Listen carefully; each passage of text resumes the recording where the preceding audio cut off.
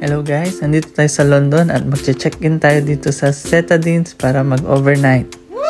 So, ito po siya sa loob, sa kanilang reception area, sa kanilang lounge. Ganda po dito guys. Kaso maganda din yung presyo. Tara, pasok tayo sa loob. So, ito na po siya sa loob ng room. Hindi ko alam kung anong size nitong bed eh. Mukhang king size naman siya. Tapos meron din siyang mini kitchen. Wow! May microwave din guys and may mini ref sa baba ng counter. So, ito po siya. Ayan. Hello guys! Ito po ang kanilang toilet. May bathtub. Wow! Ano, mga towel. Kompleto po sila. Malinis siya guys. Mabango din. Yan.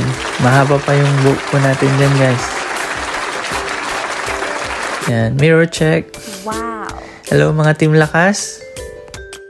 Tanggal na tayo ng sapatos guys para komportable na tayo. Kasi pagod na rin ako nung araw na yan eh.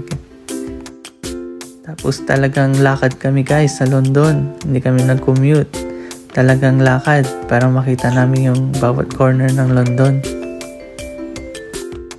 At ayan, hiniga ko muna si baby.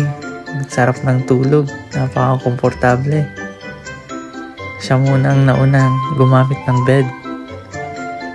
Thank you guys.